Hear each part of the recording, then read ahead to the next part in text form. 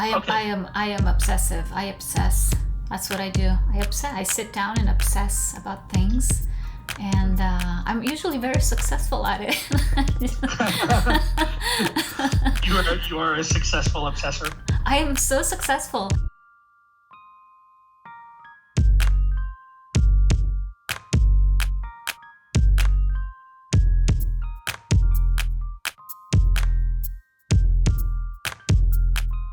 Hi y'all, welcome to Mind Bloom You, your platform for all things personal finance for survivors. And what do I mean by survivors? Well, anyone who's been through a life-changing event. So say a prolonged illness, a divorce, job loss, a pandemic, anyone. Feel free to hang out, feel free to find out more about Mind Bloom You and your host, Marina G. And I'll introduce you to my co-host, James Wolfe, in just 1 second. Today we're talking about the ultimate, the best, the most important 3 tips you need to thrive when paying off debt. It's a grueling process. I've been there more than once. It's exhausting, it's very lonely, and it involves a lot of shame and guilt. So we wanted to bring you today what we think are the best 3 things you can do when you're in debt and you're really in that journey of paying it off or paying it down. So stick with us. Alrighty, so hi James. Hey, welcome to Mind Bloom You again. How have you been? Hello, Marina. I am doing well. We both just graduated with our little VR training certification, so I've been able to put on my headsets a little bit this week and not have to do what feels like homework. I mean, it was always fun anyway, but so that's a nice feeling to have. The little VR environments are funny. I imagine if we were doing like a financial planning sort of workshop, what that may look like. And even if you could put people into some sort of VR environment where they have options to be spending money and see how they would react to it, what are your first thoughts? Like, have a shop front. Would you like to get a new outfit for your avatar? It only costs $199. And no, don't do that. You don't need it. It's not necessary. And then electroshocks through the hand controllers. Oh man. Eventually. Yeah, maybe. Eventually. I'm gonna kick us off today with tip number 1, and that is to do nothing. That's right, you heard me. Don't go anywhere just yet. I know it may sound trivial or weird or lazy to just say do nothing, but that's not really what I mean. Look, how many times have we been in this narrow path or tunnel vision mode where all we see is the numbers, the debt, or how much we owe ahead of us, and we can't see anything else? So what do? We rush into decisions that may in the long term or in the short term not be helpful for us. So one of the things I would do immediately was run to Credit Karma and see what are my options for consolidation loans or another credit card or a transfer balance credit card with 0% APR for 18 months. And those seem like the best solution. Oh, for 18 months, I'll be able to breathe. Hold on. So if you're having those thoughts and they are more than legitimate, like I said, I've been there, I'm sure everybody else has. What you can do in one of those moments is to just stop and breathe and go for a walk, let it rest for a day or 2. You can research, you can take a look at the cards they're offering, sure, but do nothing right at that moment. Maybe later, but not right there. When you're in panic mode, when you're in desperation mode. Just hang tight for 24 hours. If you've been in this position where you just rush to do something, please let me know in the comments. I would love to hear your story and perhaps help out. And please remember to subscribe. It would be so helpful for both James and myself and Mind Bloom You in general if you could subscribe. So your pushing that button would be tremendous for us. Let's see, another thing where we rush and we should maybe pause. Sometimes we just shoot in every direction and we try to pay off this card and this loan and this auto loan and then pay for groceries and this just becomes discombobulated and all over the place. You need a plan, you need a process, and you need a system. Perhaps automation would help you. You want to stick to one debt at a time, meaning you will pay minimum payments on everything you have and then pay extra on the one, on only the one. Why? Because, well, first of all, you were so going to be appreciative of the momentum you'll gain from this, but also you don't want to fall back into debt because, if you pay extra on here and here and here and here at the end of the day, and if you don't have a budget that is solid, something will happen. You will need extra money at the end of the month, perhaps, and you go back to debt. You go back to that credit card to which you've just paid extra. So that would be another moment where you want to chill and trust the process, paying extra on only one of the avenues of debt. All the others will have to wait. You'll pay minimum payments, but that's it. I know they're accruing interest. I know it hurts. I know it hurts so much, but you have to hold on. And just to wrap up this tip, how many times have I gone into this mode again of anxiety, of generalized anxiety, and you really don't know where to turn to? What I try to do in those moments, and it's been really helpful, is to just check out. Just take time off that particular moment. Perhaps go on a walk, perhaps work out, perhaps go and bake chocolate chip cookies, take a nap, have a good night's rest. All of those things are doing nothing. They're doing something very, very important, which is taking care of you and taking care of your mental health by prioritizing self-care. But they are doing nothing to your debt, to your financial moment at a time. And that may be the most important first step. Obviously, we're not going to stay in this fetal position for too long. It's just when the anxiety really becomes crippling and you are bound at that moment to act or react out of fear and impulse. At that moment, first we need to start recognizing, identifying, talking to ourselves and identify that that's where we are right now, in compulsion mode, in impulse mode, and pause. I know this is so difficult. That's why I wanted to start with this third thing you should do when you're in debt. It's really, really hard to do, and it's really important to do. We are doers, especially in this country. We want a solution, and we want a solution now, yesterday. But sometimes, and especially with a process that may take 2 years, 3 years, 4, you want to slow down. Otherwise, you may end up burnt out or in a even more dire situation financially. Say if you got another credit card because it's got 0% APR. Well, the 0% APR only helps if you're making large payments, and then when the APR kicks in, that you're done with that card. Otherwise, you're just pushing the ball. You're just postponing the problem, the debt. So pause, take stock, look around you, grab your dog, go for a walk, and you'll see that you'll be in a much better position to make a decision later on. And maybe that decision is making no decision, is just leaving it be for the time being. Again, I've been there. I know how it feels. So reach out anytime. There's no judgment, no guilt, no shame in Mind Bloom You. So James, tell us, what is your tip number 2 to stay in control with your mental health when you find yourself, paying off debt or paying down debt? One of the things that I had to start to realize as I got a little bit older was that I wasn't the only one. It wasn't always debt that I could have avoided. Like, it was debt that was for professional development. Just a normal part of a lot of people's lives too, right? Having a little bit of credit card debt to start to build your credit, or school debt to advance your knowledge. So don't think that you are failing right from the start, right? And yeah, pay attention to it, but don't let it completely overtake your current day's activities. Yeah. Your weekly plans, whatever you're going to do. Yeah. Try not to obsess about it too much. I think some strategies too that I would advocate for are going to be, anytime I start to have any negative self-talk, just shut it down. I love that. Shut down the negative self-talk. Tell me more. Tell me more.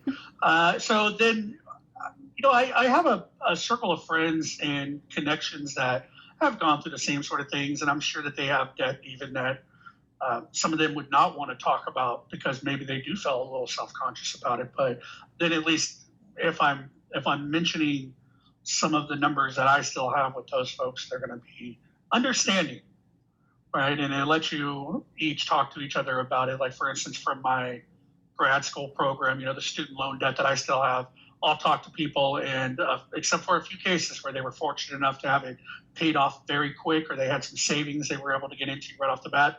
Most of the students, my peers, they still have debt, so we can kind of trauma bond. So I love that. So your tip is to look for support in the community. Yeah, support from your peer group, or even looking online, looking at resources, so you can get some positive self-talk about it. Uh, Try to not be all doom and gloom. And maybe that means that if you do have a group of people around you that are going through some financial troubles of their own, whenever you decide to get together for that small meal, nothing extravagant, right? Because Yes. you're trying to save some of the money. But if you get together, then hopefully it's not going to be bringing you down for your own mental well-being. So we're in New York, and there's a great skit from Saturday Night Live with Debbie Downer. So that's one of my favorite skits from Saturday Night Live, and they were at like Disneyland, and everybody's having a great time, and she is talking about the most just negative subjects. Even if somebody else is happy, So like if you go and you tell one of your friends that you have been able to pay off $1,000 this month, and they're like, "Yeah, you still got 40,000 to go. That was probably just a drop in the ocean of your interest." I don't know if that's a person that then you want to be around, because they're the Debbie Downer. Not advocating that you cut off friends, but maybe they're not the best person to reach out to for financial help. Maybe other kinds of help, but not that one. Yeah, exactly. Yeah. Yeah. It's actually probably a good friend to go shopping with, because she or he won't let you shop for anything. That's funny. Yeah, if that's their philosophy, yes. Like, hey, no, Nope. you still got payments. Nope. Then shoot, okay. But if they're the type that just doesn't care and they're going to influence you to shop, that's a bad Yeah. other end. You have two different ends of the spectrum right there. So someone critiquing you, whether they're intending to or not, and making you feel bad about your debt, but then the other person that enables it, Yeah. right? So you don't want the enabler either. So maybe that's the person you don't go shopping with. You just meet up to have like a quick pre-planned event or a call, lunch at a nice place. Yeah. And then be out of there. Run for your life. Yeah. What Did you if want to get anything else? No, I'm sorry, Debbie. It's been great. What if the community, the friends, all of that are a book or a podcast or a YouTube channel like this one? Would you consider those as helpful for you in your mental health? Yeah, I think it's nice to get some confirmation from people that are talking about these subjects kind of consistently, that have put in some work. And even though in some cases you may think it's a little bit of like a reinforcement, and is it good reinforcement? Is it just reinforcing what I'm already trying to tell myself? Like, I don't need to worry about that. Well, that's not the case. Really, you're just confirming that for your own mental well-being, that you're not a horrible person because you have debt. So yeah, listening to other professionals or listening to people that are trying to improve your well-being, great idea. Books, podcasts, even articles, right? Like online, there's tons of them you can go to, and you'll probably, if you look at enough of them, start to see some variation and lines of thought, right? Like this article from this person advocates for this, and this is the way they believe. And if you've read enough of it, you can see how there's a trend of their line of thinking. And then you go to another person, you recognize it eventually totally different. But you'll find ones that make you feel good and still keep you on track. Good resources to have on your side. I love that tip. Being the little houseworm that I am, I'm just home at all the time, just like making my nest warmer and cozier. I love that. Just go and find friends and talk to friends and be outgoing. I'm like, what? What? I appreciate that absolutely at times too, and it is kind of nice, right? Because then I think about it after a couple of days. I'm like, hey, what did I spend money on? I don't think I spent any money. But here's where you got to be careful too, right? Like if you do have that circle of friends where they're going out, and you could potentially have FOMO, fear of missing out.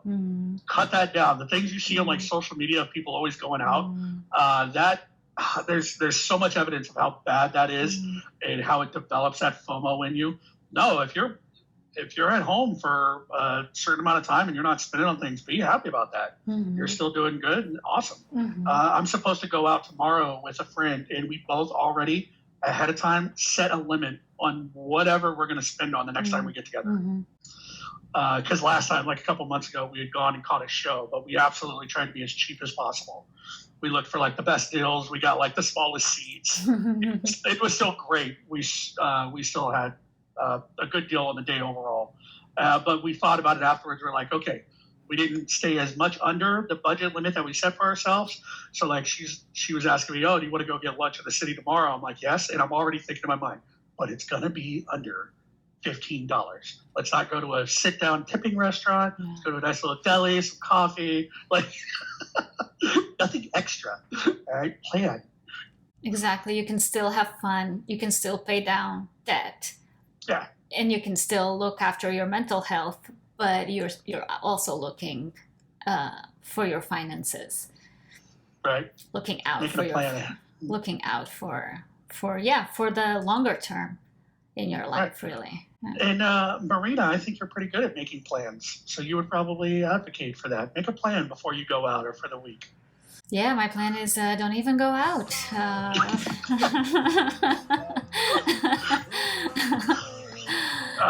Tons of things to do. Tons of YouTube videos, tons of podcasts, tons of things to do. Go out with your dog to the park. Yeah, there you go. No, I'm too much of a hermit. It's not great, but I keep myself in check. It all works out at the end. And I am a homebody. I don't even fight it anymore at this point. I know myself enough in my 40s now that that's who I am. I enjoy it. I guess I enjoy my company. Well, that's a good sign of the type of person you are. You can enjoy your own company. So it is whatever makes you happy, whatever gives you your own little bit of peace for well-being, I think, too, right? So if it's playing a video game or if it's watching YouTube's lifelong learner, if you're a lifelong learner, if you're watching videos that help you gain knowledge in an area, if that's what brings you peace, awesome. And speaking about bringing you peace, my background today, that's what I tried to go for. Yes, it is giving me peace. It's Tibet. A mountain retreat with a nice temple in the background. I know, I feel like going here, but that would be expensive probably to go set up an expedition to Tibet and go hiking into the mountains on a peaceful retreat. It's beautiful. We can go after we pay off our debts. Yeah, or VR. Or in VR. We can go in our own. Watch a video. Yeah, I'm sure it's there. I'm sure it's there. Yeah, I'm sure it's on our headsets as well. Actually, VR has been helping me a lot to just stay home but go places. Yeah. And when I'm doing work in the background, I have a lot of different informational videos going on that give me a little bit of peace, and I feel like there's even more growth going on. Even though I may not be going out spending money and doing something crazy, you know, I'm learning. I feel like my day had some results from it. There's a lot of great content you can find. For free. Yeah, for free. Yeah. Now, the third thing I recommend that you should do when paying off debt, paying down debt, is to reach out to Mind Bloom You. I don't know if you know, I don't think I've been stressing this enough, but I give free financial planning consultations. I want to meet with you, sit down with you virtually, just like this, and go over the details of your financial situation, your goals, your struggles, and come out with a plan for you. That is it. No gimmicks, no upsells, Nothing. I just want to work with you and bring the information we collect and the work we do together to YouTube and to our podcast listeners. At Mind Bloom You, I believe that financial stress is the symptom, not the disease. What do I mean by that? That you're not sick, you're not strange, you're not lazy, you're not deserving of judgment of any sort. You are in a situation, life put you there, circumstances, the environment put you there, and you're doing your best to get out of that situation.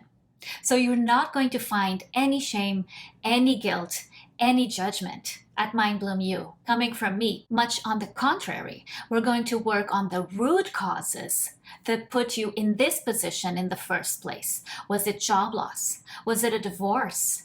Do you have certain limiting beliefs that make you think you're unworthy of saving, unworthy of investing, unworthy of making better wages? Are you self-sabotaging yourself? Did your parents fight when you were young about money, and now you think money is this thing that is undeserving, that you shouldn't have because only bad people have it, or if you come across it, you'll come into fights with your spouse? Those are all limiting beliefs. Those are all traumas and root causes for things you're not really today coping healthily with. So we're going to talk about those things, uncover those things, and find a path for you. And these solutions don't take 2 minutes, don't take 3 months. You're not going to be, I don't know, but you may not be out of debt in 3 months. You may not have the down payment for a house in 3 months, but we're going to get you on that path and you will succeed. Because we're not going to be solving a problem, a mathematical problem. We're going to be solving the way you think and the way you behave and why it is that you behave that way. And once you tap into that, you'll be in a much better position to make decisions and allocate money here and move this here and budget and save and invest and become a higher earner and all of those good things. There's this book by father and son. They're both psychologists, Brad Klontz and Ted Klontz. And the name of the book they wrote together is Mind Over Money, Overcoming the Money Disorders That Threaten Our Financial Health. And this book is seminal to my work at Mind Bloom You. I want to look at personal finance from the psychology lens, from the mental health and the self-care lens, not from the mathematical aspect, the financial aspect, although I love those too. I love a good spreadsheet. But I want to look, and I do look at personal finance from the point of view of our history, our background, our experiences, and the environments we grew up in, and how those affect today's setting. And Brad Klontz and Ted Klontz say this wonderful thing in their book, Mind Over Money, that I'm going to read to you. They say, scolding you about the risks of not having an emergency fund or the benefits of budgeting or how much you should be saving is like treating a brain tumor with aspirin. And oh my God, this blew my mind when I read it because I believe that. I just didn't know how to say it. I just didn't have the words to put it into a cohesive train of thought. And this is exactly it. People do know, you do know how important it is, how ideal, how magical, how life-saving it is to have an emergency fund, how important it is to save at least 20% for a down payment so that you don't have to pay PMI, how much better off you would be if you found, say, a side gig to complement your earnings. You know these things. You know how credit cards work and why you shouldn't be using them, and yet you come back to them every single month. You know the mathematics behind debt and personal finances. The problem is that, and especially in American society, we are almost coached and coaxed into consumerism and into having more and into comparison and into earning less, not asking for a promotion or a raise or staying in this more safer job just because we're expected to. We're almost trained to keep the status quo. So we just keep on treading water, right? We know these things, but how can I do this? I know I would love to have a 3 to 6 months emergency fund. How do I get there? I hardly make rent. I live paycheck to paycheck. And these two psychologists, father and son, Clontz, they figured it out. We're not going to scold you, and we're not going to scold you at Mind Bloom U either. We're not going to scold you. We're not going to lecture you about what you should be doing, because you know what you should be doing. That is like treating a brain tumor with aspirin. What we're going to do is walk with you, talk things over, brainstorm solutions, and figure out a path. Again, not an easy way, a quick way to get rich. We're not going to game the stock market. We're not going to time it. We're not going to buy into crypto. We're definitely not going to buy the lottery, the Powerball. We are going to, though, devise a plan and stick to it. Because if more people come in, if more people subscribe, if more people are talking about these things, if the community grows, then we all grow and we all become stronger. So this is what I invite you to do, to subscribe to Mind Bloom, to stay tuned for further episodes, and to reach out and come on a free consultation, a free financial planning session with me. So James, what are you looking forward to this week? What's going to make your mind bloom this week? So I had some steps I was working on last week for getting my business together. Yes. Some of that is coming to fruition. Last week was actually a pretty busy work week, but that was a good thing. So it's nice to see development and like progression. So I should have some new business cards coming this week as well. And we will see them. We shall see them. We shall see them. Now that we're certified. Yes. Now that we're certified, you can add the acronym to your name. Yeah, my business card is just going to be a bunch of letters. It's going to be like alphabet soup. Exactly. Maybe I should go back and change the background for my business card to make it a bowl of alphabet soup. Yeah. And it'll just be like James Wolf, APTD. And YouTube co-host. Podcast co-host. Speaking of which, remember to subscribe. It would help us immensely. We got all the letters and the numbers. We're awesome, and we hope you stay with us. Have a good night and a good day, everyone. Yes. Bye-bye, everybody. We'll talk to you next week. Bye.